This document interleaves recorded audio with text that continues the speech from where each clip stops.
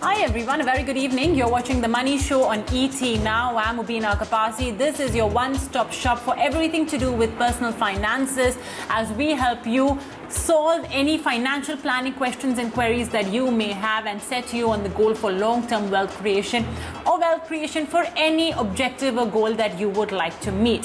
So first up, let's tell you what we have lined up on today's episode of The Money Show. We'll be talking about how fixed income investments, be it fixed deposit, PPF, or any other mode of fixed income, may not yield you that great returns as it did maybe 1 or 2 years ago, because interest rates today have declined quite significantly. So how can you make money on fixed income, and also how important is the taxation element when it comes to fixed income? That's what we'll be discussing today on the show, and of course, as always, we'll be answering your questions and queries as well. So if you'd like to talk to us, if you would like to send in your portfolio, you can do so by writing in on themoneyshow@etnow.tv. That's themoneyshow@etnow.tv. Later on the show, a lot of companies have been announcing buybacks. What's buyback? It's a process where the company takes the shares that you own of theirs and gives you money for it. So let's say you have shares of NTPC, they will pay you a price of 115 rupees, that's the buyback price, and take the share back from you. But the question is, should you tender in your shares in this buyback? Should you tell NTPC that here you go, here are my shares and you can give me the 115 odd rupees? When should you do so? When should you not is what we'll be discussing on the show. And finally, in our Spend with TMS segment, we'll be talking about the surge in food prices. Onions made you teary-eyed? Well, guess what? The rest of the food prices will make you cry a river. So we'll be talking about that in our Spend with TMS segment and touching base with Kranti Sambhav as well to talk about the latest in the world of cars and automobiles. Well, let's kickstart the show then and bring on board our very first guest for today. It's Raghvendra Nath of Ladderup Wealth Management. Mr. Nath, many thanks for joining us today on ET Now. To start with, sir, there's been a very sharp decline in fixed deposit rates, and usually for investors, fixed deposits are the first port of call, especially for traditional Indian investors. Many senior citizens as well love to park a majority of their wealth in fixed deposits because you have the interest rate or the return that you will get at the end of a particular period written in black and white. And of course, unless the bank goes belly up, you have full certainty that you're going to get the money back as well as the return. But in the last 7-8 odd months, fixed deposit rates have crashed. In fact, as you can see on your screens as well, some of these fixed deposits yield barely 5% in a 1-year period. Today, our inflation itself is at more than 6.5% and 7%. So, Mr. Nath, how can one make money from a fixed income, investment in today's day and age? Yes, so Mubina, thank you for having me on the show. And you are right, actually, FD rates have actually dropped sharply. And, people should understand why this has happened. So why suddenly interest rates have dropped so much. And primarily it has to do with the pandemic, which has had a very, very serious impact on the economy. So when the forced lockdown was put in place in the month of March, our economy contracted by more than 23% in the first quarter of this year. And also because of the lockdown, the delinquencies and the potential delinquencies have also gone up, so because the businesses were shut down. So RBI wanted to support the economy and always also wanted to make sure that the revival and the rebound of the economy happens faster. And that's the reason why Reserve Bank of India has reduced interest rate consistently in those 4 or 5 months. And also they have kind of flushed the banking system with liquidity. So the banks have more money than they need, because banks take the deposits from people and then give it as loans to some other people. But because the banking system is flushed with liquidity, banks don't need people's money so much as they needed before. And that's the reason why, with interest rates signals coming from RBI as well as this liquidity surplus, the banks have kind of reduced the interest rates substantially. And it is not only the banking system, the this phenomena has happened in the broader fixed income markets. So a corporate, various good quality corporates also, their cost of borrowing has also come down substantially.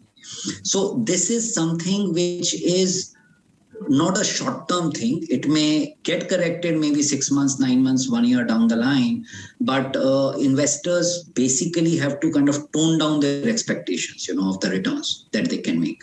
So if they were making 8%, 9%, and that was the norm, let's say 1 year back, they need to adjust this expectation now and bring it down to maybe 5% or 6%. Obviously, there are many avenues which are beyond just a fixed deposit, and maybe as we go along, we'll discuss it in the show.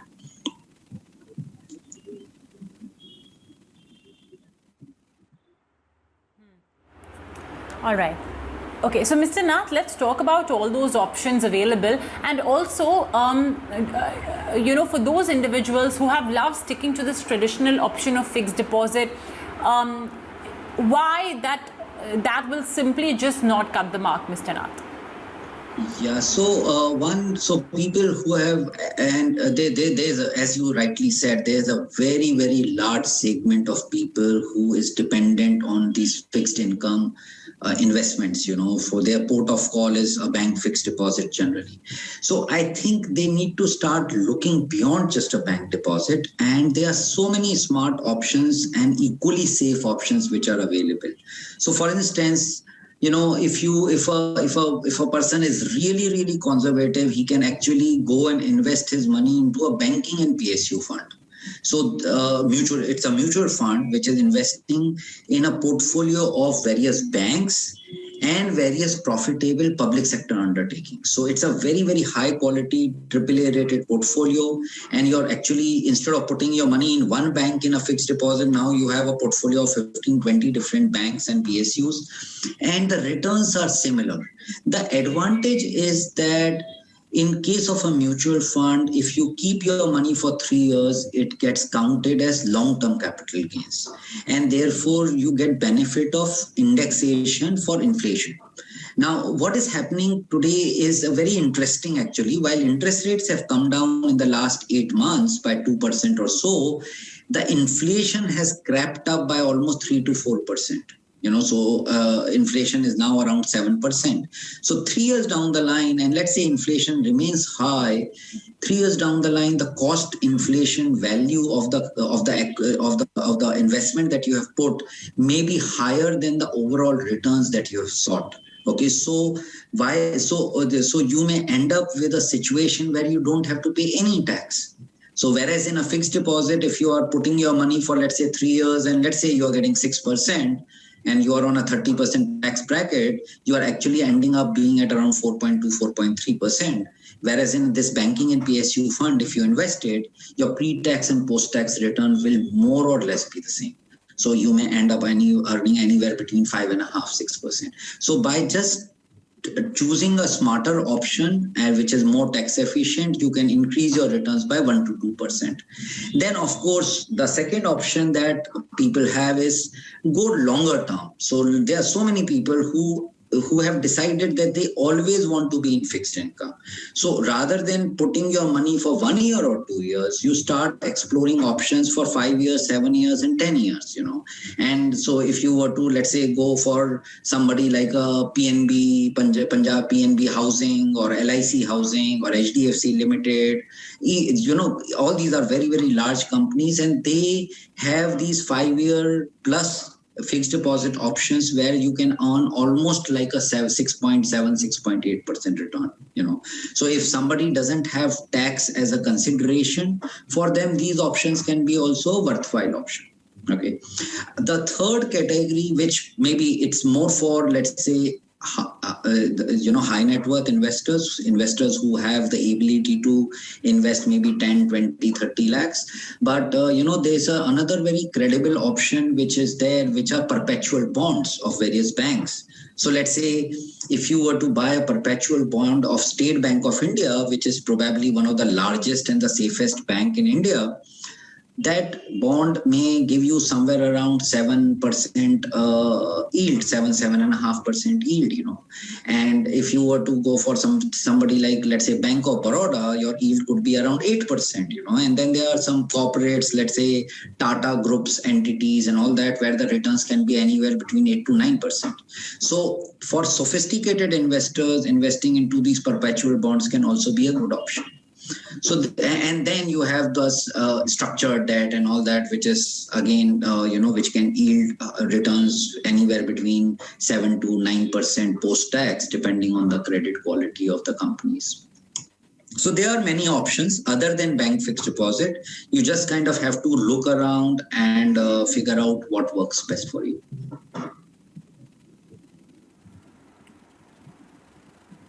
Mr. Nath, let's explore that topic on, debt funds a little more elaborately. You mentioned about how banking PSU funds could be a good option. Gilt funds as well have delivered great returns for investors. But just to understand, how do these debt funds differ from fixed deposits, to introduce that concept to our retail investors from a return point of view as well as from a taxation point of view, because that too would have different ramifications, especially if you're an individual in the higher tax bracket. No, I think that's a very, very good point, Mobina. And fixed income funds or mutual funds. So generally when retail investors think about mutual funds, they think only equity. But fixed income is probably the larger sized funds in the industry. So out of the total industry side, more money is in fixed income than in equity side. So fixed income funds have been around for decades now, and they are very, very credible option because they give you a very wide variety of things that you can do. So you, rather than just putting money in one bank and then hoping that this bank will survive and your money will remain safe, you actually are investing into a portfolio which is being managed by professionals, and that portfolio is basically diversified in 20, 30, 40 different names, depending on the size of the portfolio or the nature of the portfolio. And then you also have choice, like Mobina mentioned, gilt funds. There are corporate bond funds. There are these banking in PSU that I mentioned, gilt funds, short-term funds. So just depending on your time horizon, you can actually choose a fund. Now, if I have to simplify further, when a bank is taking money from you at 6%, it is lending the money at 9% or 10% to borrowers, and it's making this spread. When you give money to a mutual fund, the mutual fund charges a small fee of maybe 0.5% to 1.5%, depending on the nature of the fund, and all the rest of the returns actually come back to you. So generally, we have seen that when you look at a little longer period, let's say you look at 3 years, 5 years, 6 years period, the returns that a fixed deposit will give versus what a mutual fund will generate, there'll always be a difference of 1.5%. So if a fixed deposit is giving you 5% return, a mutual fund on a pre-tax basis may give you 6.5%, because the mutual fund is not making the spread. It is only taking a small fee and then giving the rest of the money back to the investors. So generally, when you look at a little longer period, that's what you will experience. And then you have this advantage of taxation. So in a fixed deposit, when you put money, you get interest income, and that interest income is taxed every year. So even if you took a cumulative fixed deposit, okay, so you're not receiving interest in your hand, even then you have to pay tax every year on that fixed deposit. Okay, whereas in a mutual fund, because the returns are in the nature of gains, the gains will happen only when you sell the fund. So if you're not selling the fund for, let's say, next 5 years, you don't pay any tax for next 5 years. Or if you're not sold the fund for 10 years, that's the case. And moreover, mutual funds have this long-term capital gains benefit where the tax is a reduced tax rate over what is the marginal income tax rate. So for people who are in higher income tax brackets, mutual funds make abundant sense because your tax outgo can be minimized through mutual funds. But for people who are in the lower tax brackets, the advantage on the tax side is not so much, because in any case, they didn't have to pay tax. But they may get a little higher return on the pre-tax basis in mutual funds. And as I said, mutual funds offer a plethora of choices to you. So you can actually invest in so many different ways and so many different places.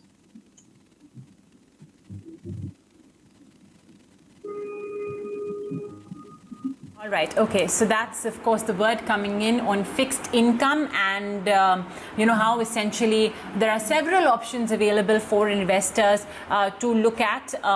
Yes, you may want that certainty of sorts, but remember that fixed income funds, like Mr. Nath mentioned, have actually been around for decades, and they put your money in a wide variety of instruments, as opposed to just putting all of your money in one bank's fixed deposit. Unfortunately, we have seen cases of moratorium happen, though thankfully, because of the speedy speedy action by the government, the regulators, the money has been sort of salvaged of sorts. But and the more important point, of course, is on returns, because if you have to cut out tax and inflation, you're barely earning anything. In fact, it'll be negative if you cut out inflation. FD rates have really cracked quite a bit, so it's high time you start looking at other options. Well, we'll also take on board some questions and queries from our viewers. Remember, folks, you can write into us on The Money Show at etnow.tv. The email address will appear on the top of your screen, so keep an eye out. Let's take on board our first question from Shivakumar Burli. He says, he specifically wants your take, Mr. Nath, on value investing. He says the HDFC funds value fund, HDFC mutual funds value fund rather, has given negative returns since the last 3 years. What is your comment? Should one continue with value funds? Because for investors, ultimately returns matter. This is a topic, Mr. Nath, which we had addressed with Nippon India's value fund manager Meenakshi Davar. Especially because value funds were not exactly finding a lot of favor among investors. For Mr. Shivakumar Burli and other mutual fund investors who invested for long term in value funds, what's your opinion? Yeah, so value is a contrarian style of investing as opposed to growth. So value doesn't mean that that they will not grow, but generally what happens is that value stocks may remain undervalued for a very long period of time. So it calls for more patience than growth investing. So like you mentioned NTPC in the beginning of the show, it is a classic value stock, Okay, so which has not delivered return, but actually it has a lot of value, and that value may get unlocked maybe when the market actually realizes that yes, there's so much to be had from that. So value investing requires more patience, and generally in growth markets like India, where institutional investors, are and foreign institutional investors are kind of investing in a very handful of 100, 200 stocks. Generally, we have seen that growth can actually deliver much better returns than value. So if you think that your money is, let's say, a little shorter term, then probably yes, there could be a good idea to kind of move away from value and move into growth. My suggestion will be that because when you invest in equities, you are investing actually for 8, 10, 15 years. You are not looking at 1 year, 2 years. You may keep monitoring your portfolios for 1 or 2 years, but your investments will continue for very long term. So keep those value strategies also, but complement them with other growth funds. So if I were you, what I would do is maybe split that money into 3 parts. One part, let it remain in the fund where you have invested, and the other 2 parts I may invest into a large cap growth fund, something like an Axis growth fund, Axis large cap, and a mid cap fund, something like a Kotak mid cap. So you then have a balanced portfolio, and therefore you will not feel the pinch of not getting adequate returns.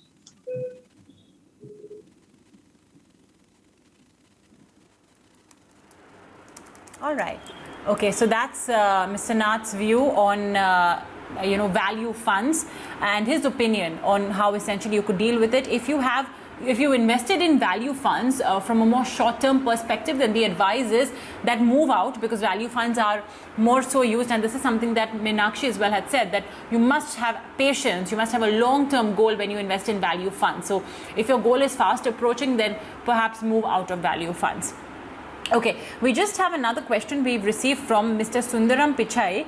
He says, or rather he asks, what's the time horizon one should keep when investing in, firstly, short duration fund, secondly, medium and long duration fund, Thirdly, the banking and PSU fund. And finally, the government securities, or what we call as gilt funds.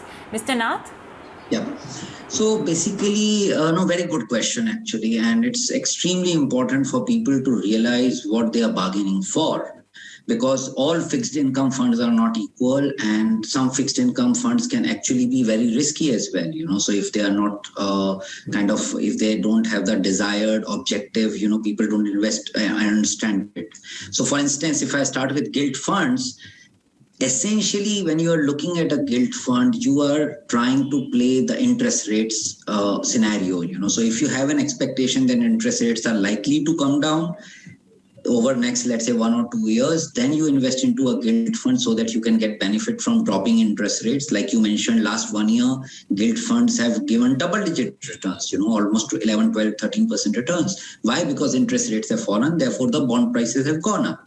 Okay, but if you invest in a gilt fund right now, when the interest rates are almost at their bottom and they are unlikely to go down further, in the next 1 or 2 years, you may end up getting very low returns. So when you're investing in gilt, there could be two options. Either you are playing the interest rate market and therefore trying to determine what will be the direction of interest rates in the short term, or you have a very long-term view, let's say a 7, 8 years, 9 years view, and then the YTM of the portfolio is what essentially you are going to get. So if gilts are, YTM is around 5.5%, then you will get that kind of return, over a little longer term. But of course, because it's sovereign paper, your safety factor is very, very high, But the price risk, the price volatility in gilt can be much higher than other funds. As well as as far as banking and PSU is concerned, the ideal time horizon is anywhere between 2 to 4 years, because the average maturity of these funds are around 2.5, 3 years. So when you have the time horizon and the average maturity is in sync,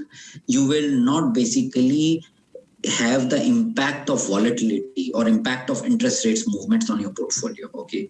Whereas the short-term funds, as the name suggests, you can invest anywhere between, let's say, 6 months to 3 years. Okay. So short-term funds have much lower average maturity. They have only around 1.5 years average maturity. And therefore, the volatility of those funds with the movement of interest rates is much lower than a banking and PSU, which is again much lower than a gilt fund.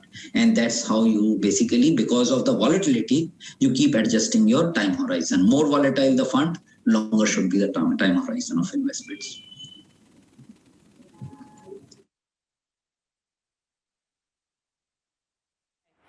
Okay, great. Well, we've received lots more questions and queries, but you know what? We are out of time, so we will wrap it up. Don't forget, we can always answer your questions and queries over the course of the next few days on The Money Show. Mr. Nath, it was a pleasure having you with us. Many thanks for joining us today on ET Now and on The Money Show. Thank you so much. And folks, of course, if you would like to sort of take a look at this interview once again, you can do so by logging onto YouTube in the ET Now, on ET Now's channel, find The Money Show playlist. You'll get a glimpse of this entire interview. For now, quick break.